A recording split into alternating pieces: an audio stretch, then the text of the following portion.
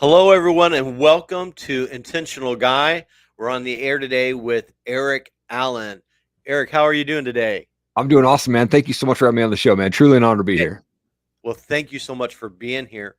Um, so, Erik, with Intentional Guy, what we're doing is we're just looking for every good redemption story, great um, anything that will help us to be more intentional in our walk with Christ, but also intentional guy is also about being intentionally being a man, Yeah, and totally. finding the things that will make us be a great husband, a great father, a great man in the community, and not be weak in what we do, but be strong in what we do. Yeah, love So, that. I was looking over Eric's podcast, and I really enjoyed it. I like a lot of the speakers that you have because they address a lot of that type of issues and things with it. So I think we're a really good match on that. But I'm tell you what, I'm not going to take up a lot of time. My viewers, they know me, Yeah, but I would like them to know you. We'd love to hear some of your story and how that has related to your relationship with Christ. yeah, for sure. So, I mean, I started out where growing up in a, small town, Eastern Washington city called Tri-Cities, or Kennewick is the actual city I was in there. But, typical childhood, went to Sunday school, played Little League. My best friend Dave and I would get tossed literally in dumpsters behind big stores by my dad on the weekends. He said, "Go find treasure." Like it was just like that was our thing. He'd drive up behind big stores like furniture stores. They literally throw us in dumpsters. And so I had this fun childhood. And then my parents though got divorced when I was 11 years old. I didn't know that word. I'd never heard that word. I didn't know anybody who had gotten a divorce, and it was kind of a shock to my system. And so when that happened, my mom got together with a guy who was very physically abusive almost immediately. And I Mhm. didn't understand why she decided to stay. I mean, the cops were always coming to our house. She would never press charges, and he would just continue to do the same old thing.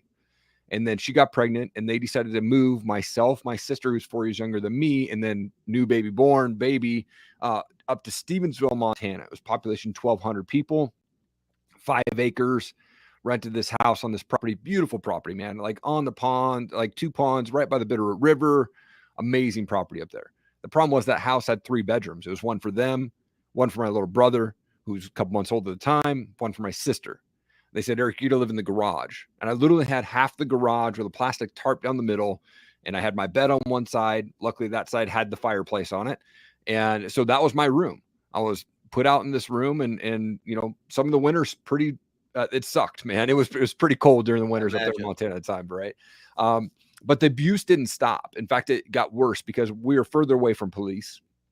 And so I remember the one night that really, I would say, set me on a path of destruction for the next 10 years of my life is, brushing my teeth. One night they came home arguing, wasn't anything different than any other night. But as I brushed my teeth, I felt like God was saying, dude, you got to turn around. You got to see what is happening. And so the way the house was set up was behind me was the kitchen to the pantry to the garage where my room was at. And as I turned around, I saw him on top of my mom, just boom, boom, boom, one shot after the other. And so I went up behind him and I grabbed a cast iron pan. I swung as hard as I could and I split the back of his head open. And as he turned around, he said, "What?" And as he did that, I smacked him again in the forehead, split his face open, lots of blood. And in that moment, I had slipped and fell. And I remember him standing up over me and he was yelling, and blood was coming down his face. My mom jumps up, lands like 6 punches in a row, blood splatting on the wall. Cops show up, take him to jail. I kind of feel like I'm this hero guy, but instead, I got kicked out of the house.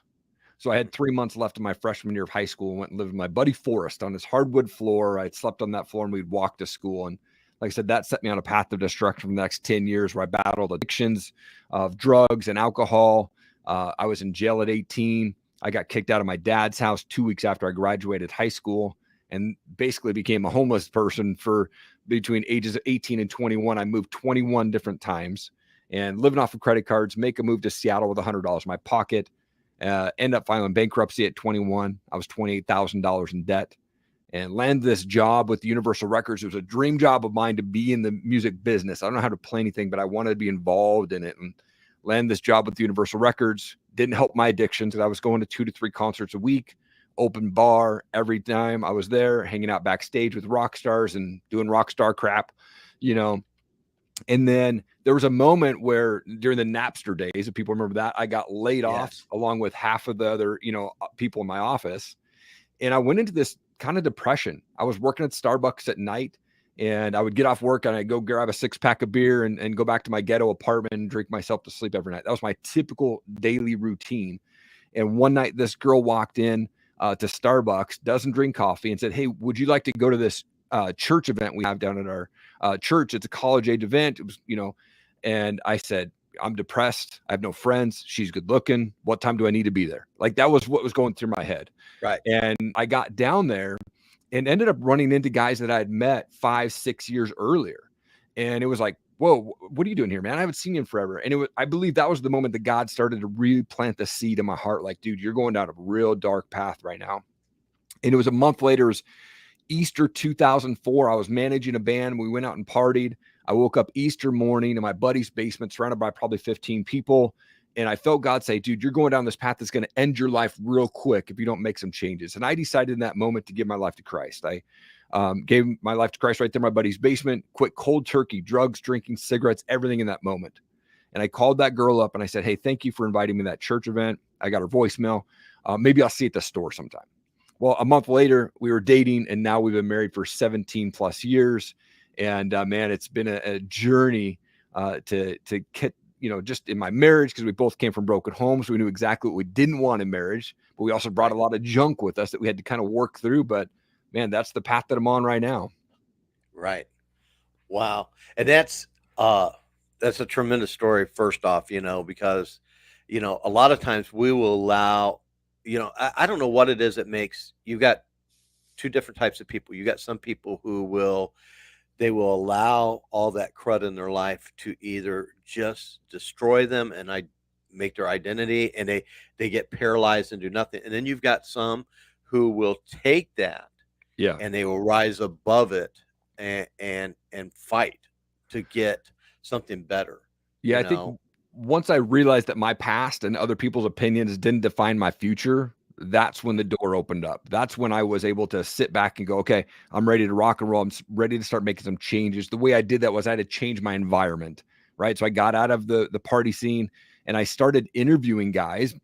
Now looking back, I was definitely interviewing them, but like, almost the pre-podcast days, I'd go find guys in the church that were living the life that I wanted to live. They had great marriages, they had great businesses, they had great walks with Christ. And I would take them out to coffee and say, man, tell me your story. What are you doing today to live the life that you are doing right now? And that's how I ended up just walking away and really having no compulsion to go back to alcohol or drugs or anything like that. So, I mean, I had to change that environment to get where I'm at.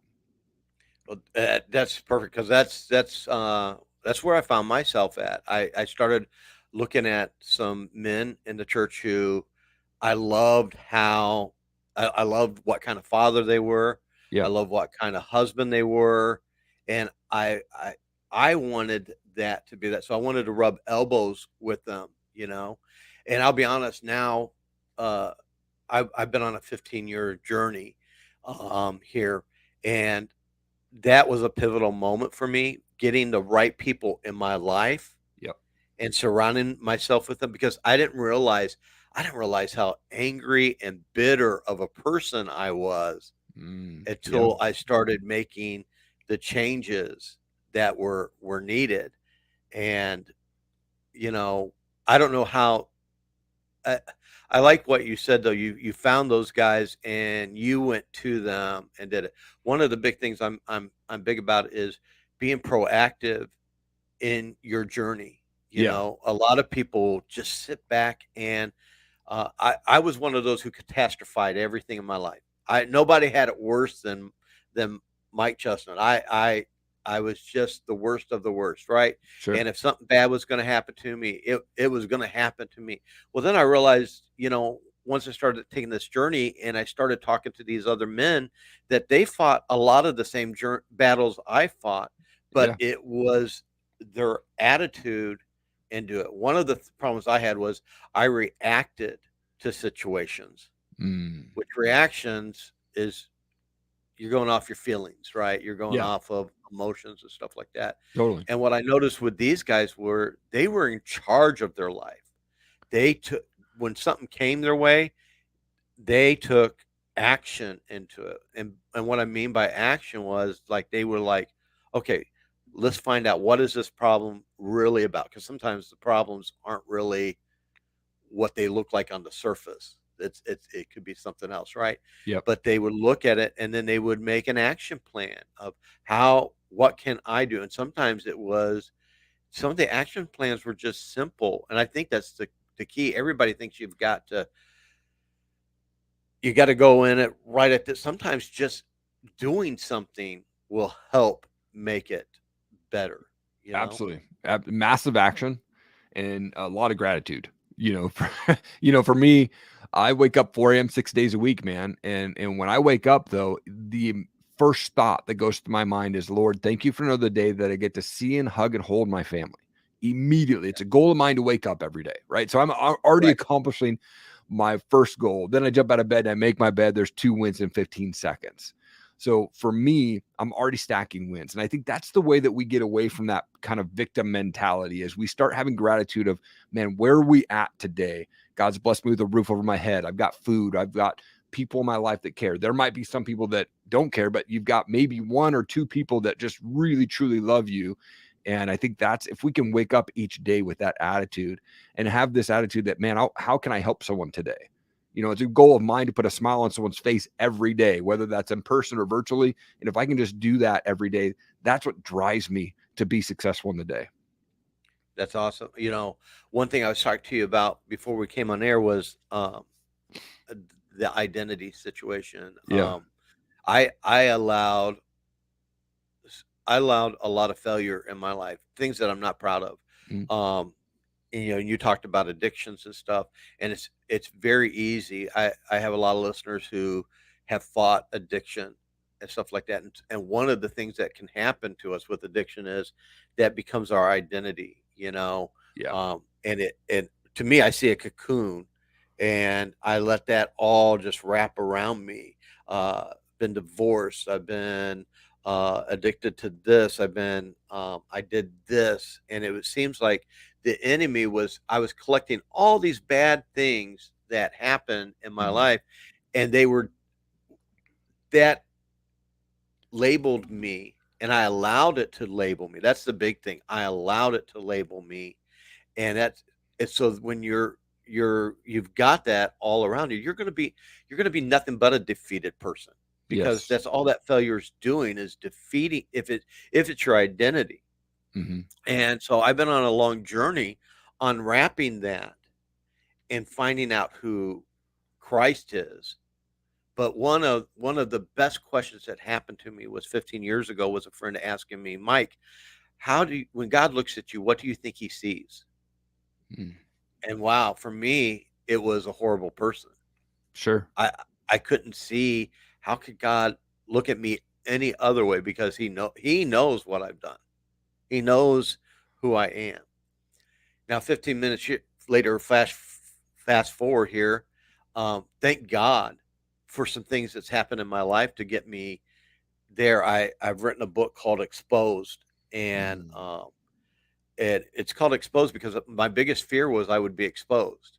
Sure. And God said, okay, so we're going to handle this. You're going to expose yourself. And I'm like, deer in headlights. Like it Yeah. wasn't something I wanted to do. Totally. Yeah. But I found out once I put light on the subject, once I started dealing with the things, all those things that once I were my identity are far from me Yeah. and are not a part of me.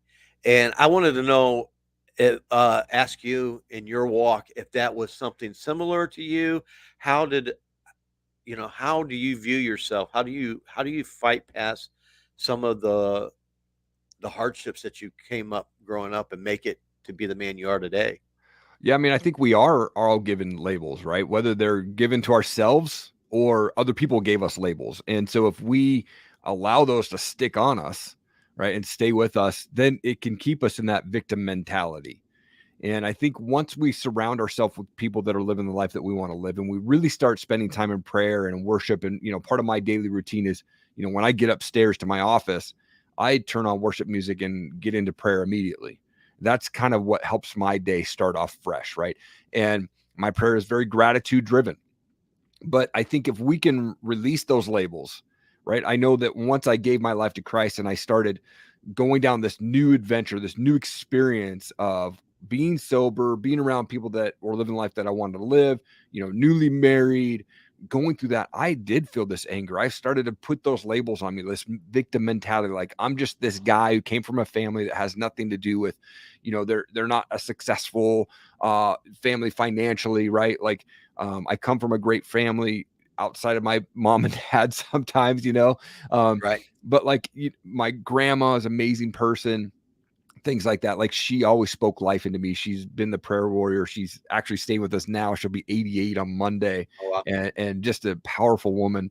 And I've been so blessed to do that. But the labels that she gave me was like, man, you're strong, you're powerful, you can beat this, you can do anything that you want, right? Those type of labels is what really sunk in with me, So, but there was a while though, when I gave my life to Christ, that I was kind of living that victim mentality. I went to counseling. I had to talk it out. I'd never talked about my life before. There was a lot of booger crying that happened. I didn't Yes. understand what was going on, but I think once I really came to the realization, again, once my past, or, I realized that my past and other people's opinions don't define my future. And I have this very strong relationship with Christ, and I'm going to mess up. I'm a sinner just like everybody else.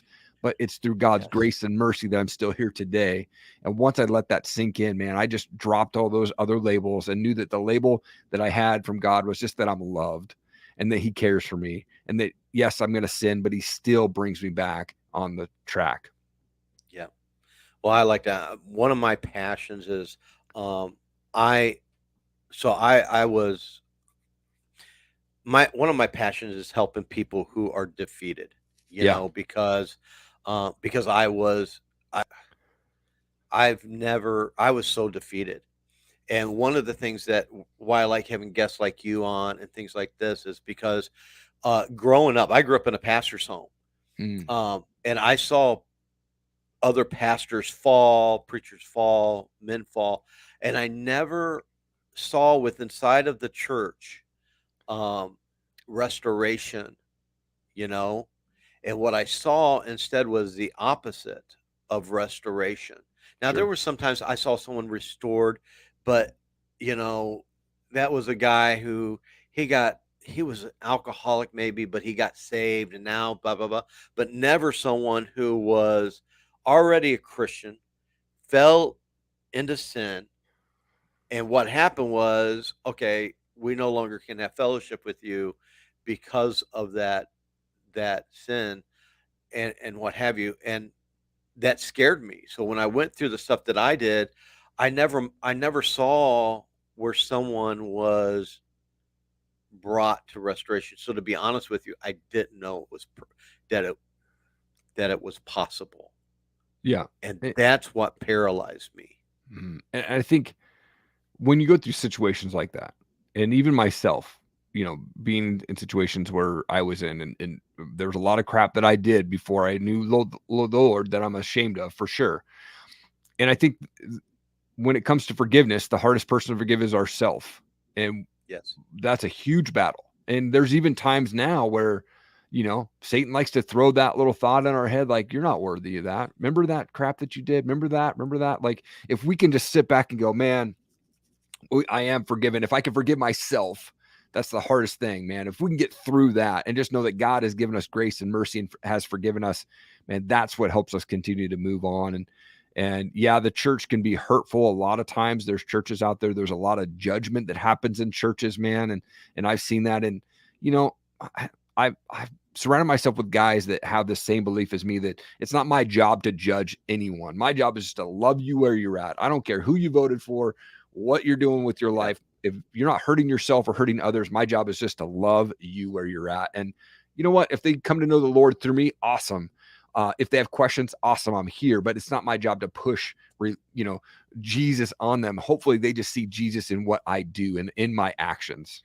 Yes. I love that. And I'm part of this podcast is just about I'm going to be honest. I learned something through what happened to me because I was in ministry, and as a pastor kid, a lot of times it's very easy to live for other people, Yeah. and it's kind of like the social media that we have now. A lot of people, you can be what on Facebook, you've got this perfect life, but behind there you don't, right? Yep. Well, I was social media before social media was ever created. Okay.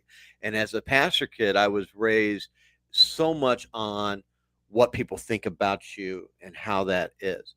And one of the things in my journey was a minister of mine, a friend of mine, Michael Collins. He said, "I want to teach you what it means to be an authentic man of God, what it means Yeah. to be real, to be authentic." And that was one of the best gifts he gave me. So today I'm going to be authentic with you for a moment. Yesterday and this morning, um, defeated, Mm. defeated over one Yeah. person who, and my wife last night, what's wrong? What's going on? And I'm like, oh, I'm good. I'm good. I'm good. And I should have talked with her to release the lie, because sometimes we'll listen to that lie of the enemy way before we listen to the lie of God. I mean, to the truth of God. Right. Yeah. And yesterday I allowed someone to do what I said I wouldn't. God took that shame and guilt. I can. I was sitting in my counselor's office. She said, let's get it fixed today." And I remember I took that shame and guilt and put it off. And she gave me great advice. She said, "Don't let yourself or anybody else pick up what God has removed from you." Oh, that's You so know, good, man. So good, and dude. it is. And yesterday, I'm just going to be honest with you. Today, I'm a little defeated because I allowed someone to let me pick up that shame and guilt for the first Mm. time. Yeah. Yeah. And I'll be honest, I'm not on my A game today, because I feel that shame and guilt. As I'm talking to you, I'm gaining a little bit more strength, Come because on. I'm like, this is what my passion is about. Yeah. And for my viewers, I want you to know it's real, because the enemy he wants you to pick up that shame and guilt, Yeah. because then he can defeat you and he can keep you from doing the mission God has called you to do. Mhm. And for me right now, that mission is this podcast, bringing some guys like you on here that can give us hope where someone may not be feeling hope, you know?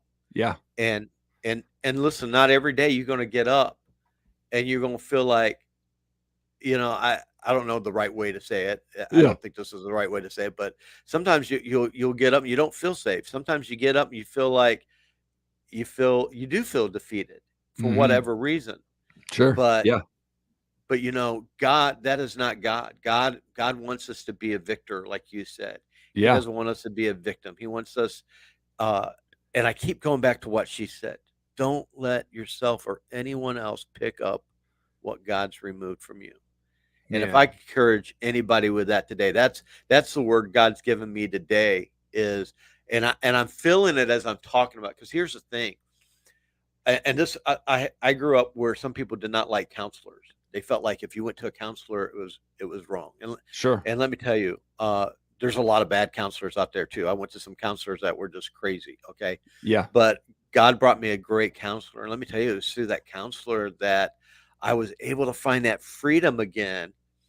And I feel that coming off, because what I feel sometimes you got to have a buddy. To me, I'm all about accountability and it's about having friendships that I Yes. can be real and authentic with, that I can go to and say, "Hey, this is what happened." And I've got my best friend's coming over tonight, and me and him are going to discuss this, what happened. Right. Because when you can share light on it and throw light on it, it takes the sting and the power that the enemy is trying to use away Mhm. from you. Yeah. Have Oh, you absolutely. have you experienced that within your walk?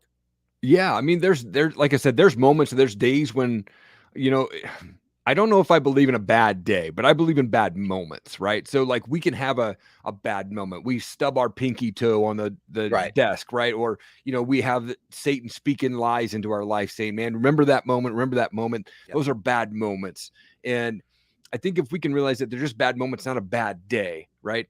Get over it, and we can actually change that day, and we can change the attitude. It's how we approach those things, right? Um, and I think anytime that we're feeling down or anytime that we're feeling lost or like in that victim mentality, my suggestion is go find somebody that you can help, and go. And I'm Yes. talking, give your time, give financially, give praise, write them a note, whatever it is, because it's impossible to make someone else feel great and go and give someone awesomeness, like help somebody out, and then you feel bad. Yes. Like, you just don't feel bad when you're helping other people. So if you're in this bad Right. mood, right, go find somebody that you can help, encourage somebody, call someone up, say, man, someone you haven't talked to for a while, dude, you are awesome. I love you, brother. You're doing amazing things. That's going to lift your spirit, just helping other people. And so there are those moments when I experience that, but I immediately, I've done a pretty good job of immediately going, all right, God, I know this is not from you. I know that you've called me to help encourage and love on people. I'm just going to call somebody right now. I'm going to shoot them a quick video. Awesome. I tend to pull my phone out and do a lot of like 30-second videos for my buddies each week. And I'll just send them a That's video of awesome. just like, man, you're doing awesome. I'll so appreciate being in my life. And I think if I can send those out to folks, that helps me feel good, but hopefully it encourages them to do awesome things too. Yeah, and I think that's what we're called to do, you know? Yeah. It is to be outside of ourselves. I mean, Christ served when he was Yes. here on earth. He Yeah. served, you know? But I think the biggest part of it is a lot of people have to learn to be proactive in your own life. You've Mm. got to be proactive. What I'm hearing from you Yeah. is you you're not allowing yourself when those bad moments come, because the bad moments are going to come. We got to be realistic. Totally. Those are Yep. going to come. Yep. But it's what you do with those bad moments that matter, Yeah. you know? Absolutely. Absolutely. I heard John Maxwell say one time, he's like, look, God's put me on this earth to hang around with people that are not Christians. I get to hang around with Christians all day long once I get to eternity. But my job here is just to love people where they're at. It doesn't matter if they're Christian or not. I'm just here to love people where they're at. And I think if we can all have that attitude of like, it's not my job to judge you, but I'll love you where you're at. As long as you're not hurting yourself and hurting others, I just want to love you where you're at. Yeah. And I want to speak to someone who's listening to us right now. And I know because I received a couple letters, and maybe you can help me as I talk to some of these guys. They're in situation, and there's ladies too. So it's not just men. Yeah. I have, I started this ministry trying to help other men, and now I see it crosses gender line. There's a lot of women who are watching this and listening, and I get these letters of where they feel stuck, and they feel, um, you know, that they're in a bad marriage, they're in a bad relationship, and they don't know what to do. And some of them I've actually helped them. It's been the church, where Mm, the church has given them some bad advice, and I'm sure. like, hey, let me help you find a good church in your area where you're at. And I talked to one of them already, and they're like, man, that made the difference. That just made Yeah. the difference. And they're seeing the freedom. And I believe a lot of time it once again, going back to something you said, it choosing the right people to have in your life, Yeah. surrounding yourself with people that will help make you better and things like that. But let's talking to someone there right now that's feeling defeated today.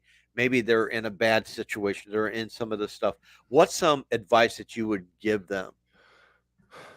Man, you know, one, I would say, listen, you're strong, you're powerful, and you've been called to break the chains of addiction, abuse, rejection, and anything else that has been labeled on you that God has not given you, right? So if you're labeled as a druggie, or labeled as a homeless person, or labeled as someone who you can't be trusted or whatnot, right? Like, drop those labels, realize that you have been put on this earth to change the world. You have a plan on your life from God, and you are strong enough to get through it. And if you're in a situation where you're feeling attacked, or you're the victim of whatever it is, right?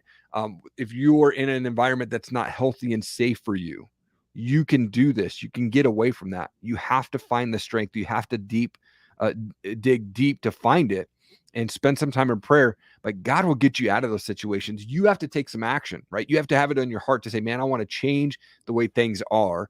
And then you have to get out of that environment. Sometimes it takes moving across a state or to another state to get there, but you have to take the action to do it.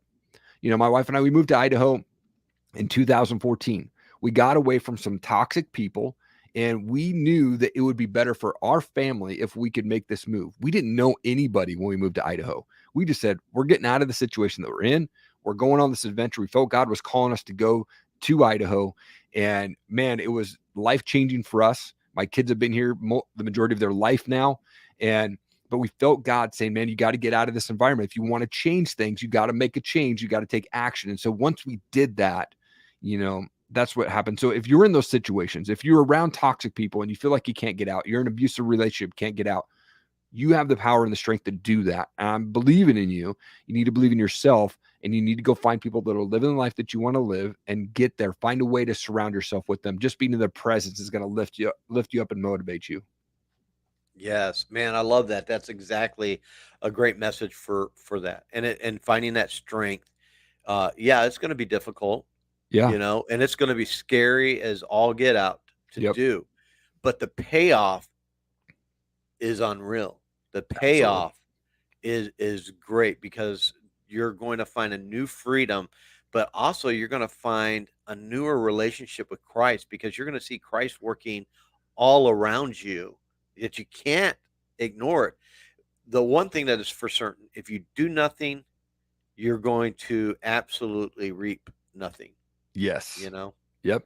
And so it is so important to push forward and to find the strength um, to do what needs to be done in your life. And the truth is too, we can give you advice, but I have one friend who was in a toxic relationship, and I had to keep telling him, listen, I'm not God. I can't tell you what to do, Yeah. but it seems like God's answering uh, your questions and your prayers, but you're not liking the answers He's giving you. Come on. You Yeah. know, Yeah. and sometimes it's you're not going to like what God tells you He wants you to do because God's way is not our way. And let's be honest, our way is not working, Totally. you know? Totally. So so be you're going to have to be adventurous a little bit to do that. So Yeah. Eric, I really appreciate that. Oh, absolutely. I mean, look, here's the deal. It's in its simplest form. Nothing changes unless nothing changes, right? Like nothing will change in your life unless you go out and make some changes. So you got to make a change. You got to get uncomfortable. It's gonna suck, like you said. You're gonna run into issues. You're gonna run into problems. You're gonna run into fear. Break through those, though. You have the power and the strength to do that, and you can make a change in your life. Nothing changes if nothing changes, right? So Yep. And I just want to encourage you too to see it through to the end because yeah. a lot of people, when they quit right before the reward is around the Oh, corner. yes. And man, Yes. don't once you start the journey, finish it because the the enemy, he's going to fight you the hardest right before the turn and the change happens. And I've seen so many people quit right before they were to reap the reward of it. But Yeah. if you'll be faithful, God's going to be faithful back to you, Come on. Yes. you There's know? an awesome book by Dr. Greg Reed called 3 Feet from Gold. And he Mm, talks exactly about that, man. Turning away from that and like that goal right before because it got tough, right? But you're this close to accomplishing that thing, yes. man. But yeah, I would definitely recommend go checking out that book. And there were so many times that I almost was there because and a lot of people are this way. When we hurt, we want to isolate from the world. We want to isolate from this and that. Yeah. And uh, I had to learn not to do that because Mhm. it was self defeating. And I'm going to tell you, the payoff has been huge in my life. I have a great family. I went from someone who lost literally everything in his life Mm. to someone who now is their family is shining. Our family is growing. We've turned the tide in the last 2-3 years here, where yes, it was a struggle to get past, and the truth is get past the problems we created Sure. ourselves, you Totally. know, Yep. and but we had to get past those hurdles. But the reward now, we are reaping the rewards right now that are so uh, above what we thought we would ever hope for or see, you Mm. know? And the Yep. truth is, it's not even, and we haven't even hit the tip of it yet, you Yeah. know? So now our goal is now that we've gotten to this, is to continue to be faithful, continue to protect ourselves, continue to use those steps that God, and trust the process that God's laying before you, Mhm. because it is a process. Because what's important with processes is you learn, Yes. and and you're going to learn so much valuable things. And what I like about what you said is now you can turn it around. Once I get you get to this process, you have something more to offer other people now. Yeah. And now you can turn around, like you said, got the bad moments, you got the that happen, go help somebody else. Go use what God's done in your life now to make the enemy, what he's saying in your ear right now, a lie. Yep. You know, Yep. and that ministered to me, because that's where I'm going to be today. Now I need to Mhm. go minister, turn that lie that the enemy gave me yesterday, and do something about it. Turn it around, bless somebody else, show the enemy, no, I'm not picking up what God took Come from on. me today. Yeah. So Yeah. so I love that. Hey, Eric, I want to take a few moments though and ask you to tell us a little bit about the work you're doing. I know you got a great podcast, stuff like that. I've actually listened to several of your podcasts, but why don't you go ahead and tell us a little bit about that too? Yeah, awesome. I've been podcasting since 2017. I've done a little over 400 episodes between two different shows that I had at one point, and stopped the second one at the end of 2021, and just focus on the Eric Allen Show. And it's where I talk with world changers, success minded people, and entrepreneurs.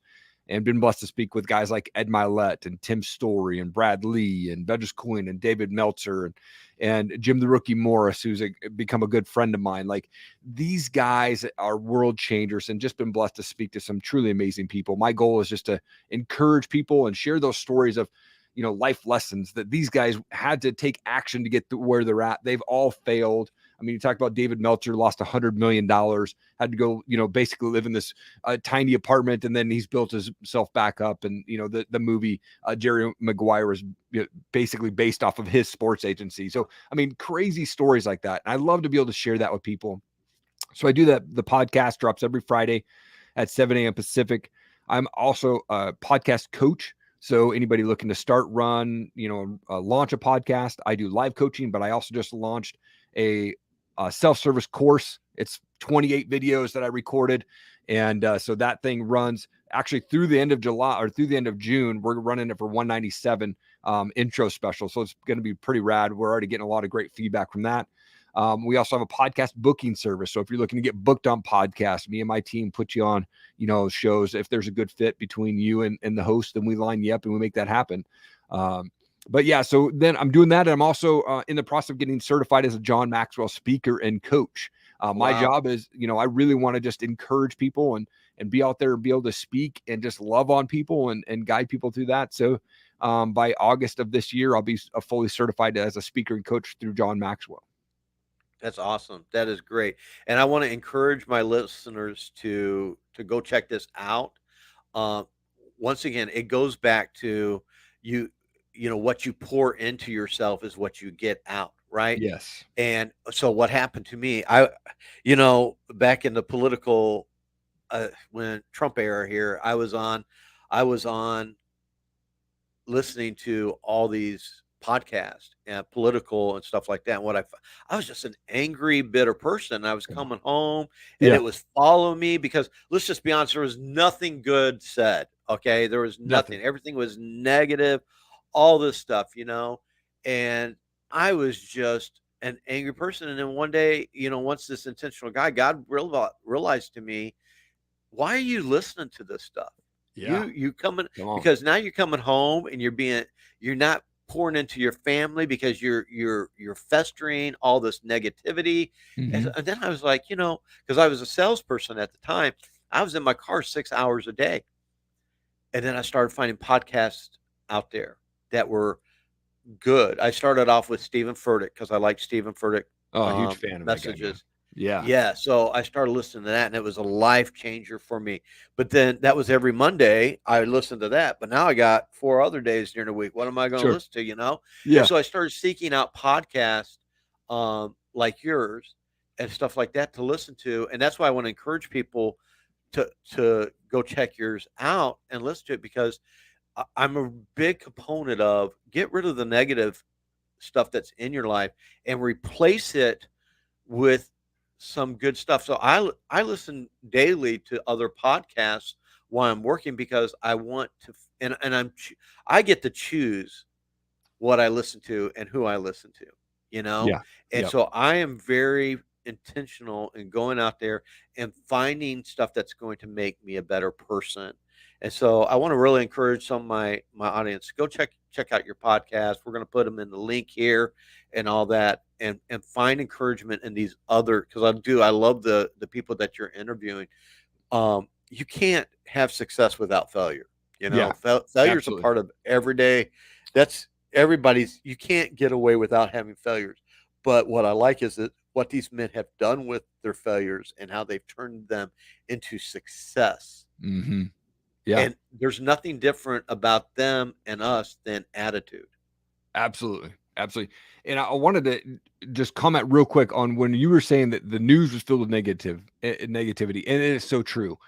They have their own agenda. And one thing that I just love to tell people is like, turn off the news, man. Like I turned off the news probably 6 years ago.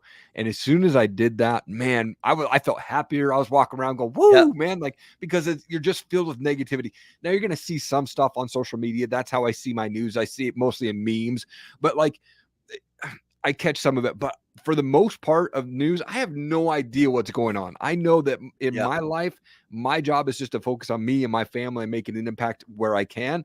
But if I can just yeah, turn off the news and get away from that as much as possible, man, it just lightens up your spirit, man. It's all they have their own agenda, and my job is just to love yeah. people where they're at and turn off the news, man. That'll And make you happy. that was a life changer for me because that was me. And where it happened was I was fighting with people on Facebook that I Right. don't even know. And Yeah. I'm like, Yeah. is this who you want to be? And Uh, I had a let me tell you, I had a good friend who go not a good friend.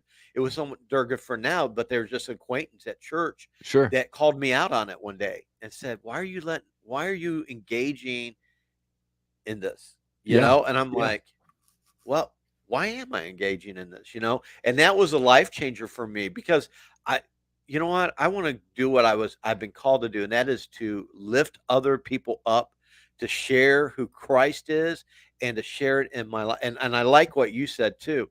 A lot of times, sharing Christ is just how you live. Yeah. That is more life changing for the people that I work with and around, is if they can see who I am and how see the joy that God has given me in my life. Mm. That that speaks volumes. Uh, we're in Pensacola, and not to offend anyone that likes doing this, but we have a lot of street preachers out here, and they will just scream and at it, and Oh gosh. I've had so many people because of it who've tried to like offer them water when it's hot out or something like that, and them just they wouldn't take the water, just kept, you're going to hell, you're going to hell, and stuff like that. And I'm not trying to condemn them and stuff like that, but let me tell you, I've learned that, man, Christ didn't come to condemn the world, but that the world would be saved through him. Come on. And I'm not here to condemn anybody. I have no authority to condemn anybody. Yeah, absolutely. But I do have the power of Christ in me to help others and to reach them. And I love what you said in there. To recap a little bit of what you said today, man, go out there today, tomorrow, every day, wake up. How are you going to influence someone for the kingdom of God? How are you going to influence somebody else? Because let me tell you, like you said, you're not going to have time to be in your self sorrow, your self pity when you're helping somebody else out. And Mhm. so I just wanted to recap. That was some great stuff. Great stuff. So, well, Erik, thank you so much for being on our show today, for having this conversation. If not for anybody else, it was for me. I needed it today. I needed that uplift. And we're gonna get your links in the descriptions here, so everybody can go look at them and see them. But I just want to say thank you. Any last words you want to say before we sign off?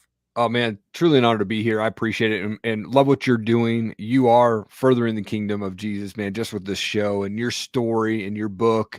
I mean, you're an absolute world changer. So I just want to encourage you in that. Like, you took the step to do this podcast. You took the step to expose yourself in your book, right, of your story, and you're changing the world through that, man. So I just want to encourage you, man. You're doing awesome things. This is a great show. I've did 117 interviews in 2021, and this is one of my favorites, man. So I just want to say thank you. Well, thank you. Thank you so much. And all my listeners out there, until next time, just keep being intentional. Thank you, Erik. Thank you.